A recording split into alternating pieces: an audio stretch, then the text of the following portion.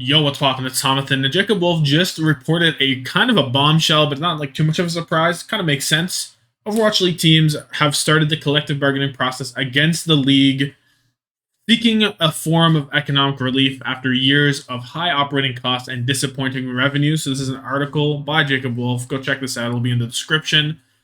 All that stuff. And basically, it's a British law firm called Sheridan's, a media and technology focused law firm with experience in both traditional and esports to negotiate on many teams' behalf. Not all of them, majority. Um, yeah. So the goal is to be awarded economic relief because each French franchise spent somewhere between 7.5 to 10 million, I assume USD, in franchise payments over the last 6 years, as well as more than 1 mil in operating costs each year to maintain their teams, which means for some teams, they spend more than 16 mil on a league with lackluster viewership and no profitability in sight. Both things are true. Very true. The negotiations have just begun, and the tensions are high as teams evaluate how they will spend prior to the 2023 season. And like this is massive for the teams. They need to know how much money they have to allocate. That's probably maybe part of the reason, on top of the licensing issues in China, which are still nowhere near to be completed. Also, I'm sorry if you guys hear something. They're doing like construction or something above me, so I don't know what's going on. I don't know if you can hear it. Maybe not. But like, yeah, they need to know their dollar. They need to know their dollar numbers, right? They need to know. So discussions among teams have spanned years as they have lobbied complaints at the league since the pandemic fundamentally changed the league structure, because we have the NA APAC split, which has just been horrible on pretty much every account. Like the only benefit, as I guess you could say, there's some better, more times available for Chinese, Korean teams, viewers. I don't know. It's very hard to find any positive upside to the NA APAC split in most ways with how it's been handled. You could do it positively, but right now it's pretty poorly handled. The decision to collectively organize is more recent and is in part led by Overactive Media, the ownership group behind the Toronto Defiant. TD has stepped up and they're like, you know what? Give us our money. Give us our money. Overactive have previously worked with Sheridan's on transactions related to their League European Championship team, Mad Lions. So, operating costs for OWL may be lower, but they have committed so much to just franchise in general. 20 million for the season 1 teams, 27 to 35 million for the season 2 teams. Just bonkers money out here, right? They are lacking funds and they're not getting returns, basically. So, then there's a little thing here about how they got some COVID money and the league said, you know what, we'll cancel the debt to us, all that stuff. So they did help them a little bit there, but it's a drop in the bucket at the end of the day with how much it's been spending. So operating costs are still high, and the bottom line and cash flow are troublesome, basically. So in an interview with Houston Chronicle, the chief operating officer of the Houston Outlaws parent company, Beasley Esports, which I'm just now learning about. I've never heard of them. Lori Burgess spoke candidly about the state of the company's revenue loss for the Overwatch League franchise. Burgess said that the team pays some players more than $200,000 per year in salary, which is, who is this? Is this Pelican? Is Pelican making $200,000 per year in salary? Is that Pelican? Is that what he's doing? I didn't know he was built like that. I didn't know he was like that. My bad. And despite 1.4 million in revenues, primarily from ad sales, the team is still operating at a loss. And this is not a lot of revenue. This is really not. Look, they spent 20 mil to get in, right? They spent 20 mil to get in, maybe reduced to 16 mil because of the debt that they canceled. And even if you make 1.4, you're still nowhere near, and that isn't taking away any operating costs, salaries, anything like that. That's like oxygen dollars. This is not good. It's like, 1.4 mil, that's pretty good. But like it really isn't though. It really isn't though. So revenue shares from the league is also at an all-time low because they have zero sponsors on the website and have not signed a major media rights deal since their YouTube agreement fell through and not fell through, ended, expired. Yeah. So yeah, they don't have anything with YouTube. They don't have anything with Twitch right now. There's so much up in the air for this Owl season. It's going to be a miracle how it comes together. It's got to be so scuffed. It has to be. It might be back like way back in season 1 or something where they were on that one scuffed Twitch website with the skulls, with the skull PogChamp. What the hell was that? MLG, where they were way back only on MLG. That would be hilarious and also awful.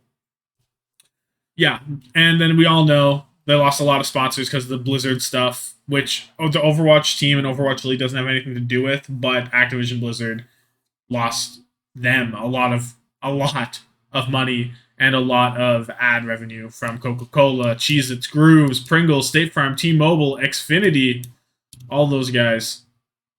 We also had what? Intel. So many just gone. We have Butterfingers now. Okay, good start, I guess. Um.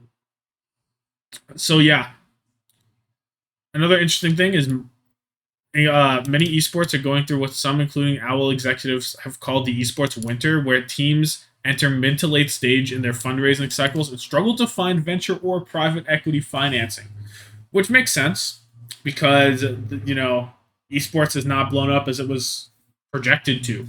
Not really, and COVID could be part of some of that and how scuffed it is, but maybe it was just an incorrect projection, basically, and it has not worked out as well as it was supposed to. Brands are questioning the value of spending on esports, according to this article, which I have not clicked, so I don't know where it goes. But Dexerto, check this one out maybe if you're interested in more about that. And low conversion. Basically, it's getting tough. It's tough out here. Misfit CEO Ben Spunt talked about how the pitched that the growth of these leagues would be meteoric, and we drank the Kool-Aid. They have not been meteoric, I'm afraid. They have not been meteoric.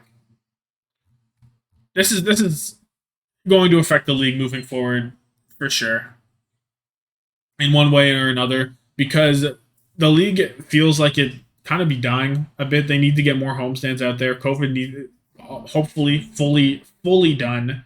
Nothing fucked up in China anymore. Nothing like that, so that we get good homestands consistently throughout the season. I'm not talking about like just like 4 or 6 or however number. Like you need a lot of home games. That's where I think is where you get money, you get people spending money there, you get energy in the league, you get all that kind of stuff, incentives for more fans, advertisers, teams, everything. It what makes this entire thing work. I think that should be a priority. Of course, I am speaking in a gamer chair. I don't know shit, but that's just like what makes sense to me. There needs to be something. Hopefully, they get their dollars because at least in the short term, teams get their money. They can spend more money, and we can get better quality content, better quality games, a better quality league, and then from there, hopefully, it stabilizes with Overwatch 2 being released fully, with all that kind of stuff going through. We can just hope. That's all. That's all. We can just hope, and hope we will. Um, I want to make this clear. This isn't really a union. Sheridan's, I looked up a little bit of stuff. They have nothing to do with unions. It's just a bunch of teams coming together and being like, yo, you should give us some money because this is fucked up. Is what I'm thinking. I don't know if they're necessarily entitled to this money either. I don't think they are. The league could say, fuck you. And then the other guys could, okay, I guess we're just going to cut our losses and invest as little as we possibly can and just ride this out until it dies, which is an option, right? And if Blizzard and Activision or whoever the league, I guess, if Overwatch League, it's not really Blizzard, it's Overwatch League. If they don't agree, then you might just get maybe there's one more season, maybe there's 2 more seasons after season 6, something small like that. The teams just ride it out until it's over, and then you're fucked. Nobody's happy. The players aren't happy. Fans wouldn't be happy. You're not making any more money. You're losing more money, but you're not making any. You know what I mean? Spend money to lose money type beat. This is gonna be pretty big. I think this will impact a lot of teams' decisions, a lot of the league's decisions. Yeah, I don't really know the ins and outs of this. Why would I? But I think in the current state of Overwatch, this is probably it's bad that you have to get to this point, but it's good that this is happening for the teams. I'm cheering for the teams more than the league, I guess. Hopefully, we'll see. It'd be very funny if no, I guess there's no way to say this funny. I was gonna make a joke about the LA Valley and how they have like the horrible conditions, but this would help them hopefully with the conditions. Hopefully they're in the majority so that they can say, "Hey, give us some money so we can put our players in not a jail cell." Maybe would be cool. Would be quite nice. So yeah. Anyway, let me know your thoughts. Let me know any insights you might have. You might know more things about this than me. I'm just here and I'm just talking about it. So yeah, let me know all that stuff. Comment down below. Check out the original stuff. Like, subscribe, all that things. Have stuff a good one. Hope they get their dollar bills, I guess.